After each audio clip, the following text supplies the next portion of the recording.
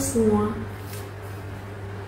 pernah gak sih kalian itu merasa sendirian, padahal di sekitar kalian itu ada banyak orang, di sekeliling ada banyak orang, misalnya itu di kelas, di kantor, di tongkrongan, atau bahkan di rumah sendiri. Kita mendengar suara orang, kita ngobrol bersama, kita ketawa bersama, tapi dalam hati rasanya kosong. Saya pernah, dan waktu itu saya berpikir, ini tuh perasaan apa sih? Kok bisa kita itu ngobrol bareng, kita itu duduk bersama, tapi ngerasa sendirian? Nah, itu yang disebut dengan kesepian emosional. Dan hal itu adalah realita yang jarang kita ceritakan pada banyak orang. Karena buat banyak orang itu, kesepian hal yang malu-maluin, seperti tanda bahwa hidup kita itu ada yang salah. Jadi, apa itu kesepian? Kesepian bukan soal orang di sekitar kita, bukan soal jumlah orang di sekitar kita, tapi soal perasaan terputus, perasaan bahwa tidak ada orang yang benar-benar mengerti akan hidup kita,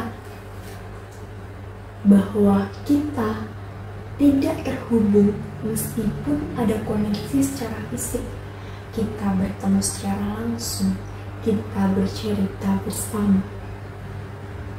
Saya merasa sibuk kuliah dan banyak banget ketemu dengan orang, tapi setiap malam itu saya merasa sepi. Tidak ada yang benar-benar tahu gimana perasaan saya, dan anehnya saya sendiri juga tidak tahu untuk menjelaskan kepada orang lain itu gimana. Nah, kenapa hal ini tuh bisa terjadi? Ada banyak alasan kenapa seorang itu bisa merasakan kesepian. Yang pertama, takut terbuka. Kita seringkali menggunakan topeng, memakai topeng dengan berpura-pura baik saja, pura-pura kuat, padahal dalamnya itu rapuh. Yang kedua, lingkungan sosial yang terlalu cepat. Semua orang itu sibuk dengan urusannya masing-masing, padahal kita itu chattingan dengan banyak orang, kita itu saling mengirim pesan, tapi tidak ada satupun obrolan yang bermakna. Yang ketiga, standar sosial yang tinggi.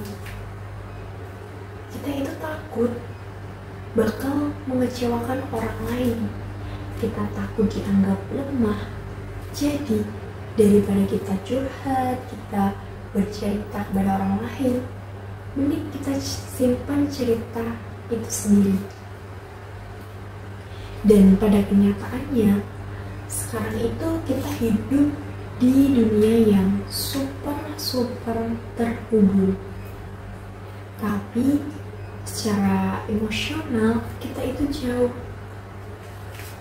Dampak yang dapat muncul dari adanya hal tersebut, yang yaitu kesepian itu bukan cuma bikin sedih saja, tapi kita bisa beneran berdampak besar.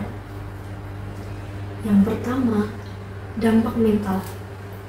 Kesepian bisa memicu kecemasan, overthinking, bahkan bisa depresi.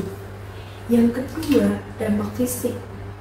Tidur tidak nyenyak dan imun tubuh itu bisa menurun. Yang ketiga, dampak secara sosial. kita semakin menarik diri, semakin tidak percaya kepada orang lain. Dan lebih bahayanya, kita itu jadi merasa, aku bisa sendirian, gak ada yang peduli. Padahal seringkali ada orang lain yang peduli, tapi kita saja yang tidak berani untuk menyapa terlebih dahulu. Nah, kalau boleh jujur, pernah pada suatu malam saya itu nongkrong dengan teman-teman. Kita itu duduk bersama, kita ngobrol bersama, kita itu ketawa hayi bersama. Dan dari luar itu kelihatan seru banget. Tapi jujur saja, di dalam hati saya itu saya merasa kosong, merasa hampa. Saya itu seperti cuma numpang duduk saja. Saya tersenyum, saya juga ikut bercerita, tapi rasanya tidak nyambung. Pas saya ngomong, seperti tidak ada yang benar-benar mendengarkan. Semuanya sibuk dengan ceritanya masing-masing. Nah, ketika saya pulang, di jalan saya mikir, kenapa ya? Padahal ini rame-rame, tapi kok saya itu merasa sendirian. Dari situ saya baru sadar, ternyata kesepian itu tidak selalu soal sepi, tetapi soal merasa nyambung tidaknya dengan siapa-siapa. Ada masa di mana saya itu merasa semua orang itu sibuk, saya juga sibuk, tapi di dalam kepala rasanya itu bising. Saya ingin bercerita, tapi bingung harus memulainya itu dari mana. Dan ketika saya itu mulai berani bercerita kepada salah satu teman saya ngerasa kesepian. Itu ternyata bikin lega banget. Kadang kita nggak butuh solusi, tapi kita itu cuma perlu didengerin. Kita butuh didengerin cerita kita. Lalu, apa yang bisa kita lakukan? Yang pertama, berani jujur dengan diri sendiri. Kita mengaku saja pada diri kita sendiri bahwa kita itu merasakan kesepian. Tidak usah pura-pura kita itu kuat, tapi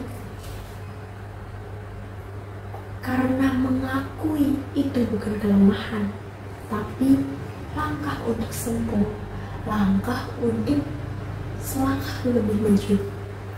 Yang kedua, kurangi koneksi yang palsu, cari koneksi yang bermakna.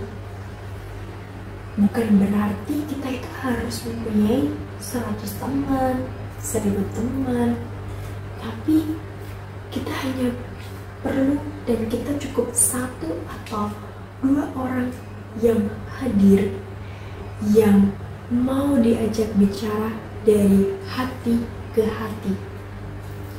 Coba mulai dari ngobrol jujur tanpa basa-basi. Tanya kabar mereka, ceritain juga tentang kita.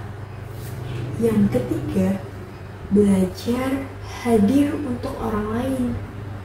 Kadang itu kita terlalu fokus kepada diri kita sendiri, sampai-sampai kita itu terlupa.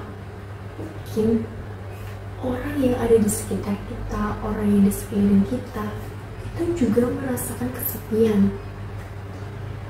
Senyum, sapaan kecil, ajakan ngobrol, itu berarti besar buat mereka. Kesepian itu bukan penyakit. tapi kalau didiamin bisa menjadi luka. Kita semua pasti pernah merasakan kesepian, dan gak ada yang salah dengan hal tersebut. Jadi, kalau kamu hari ini merasa sepi, ingat, kamu tidak sendirian. Dan kamu selalu bisa memulai untuk membuka diri secara pelan-pelan. Mungkin tidak semua orang itu bisa ngertiin kamu, tapi bukan berarti tidak ada satupun yang bisa.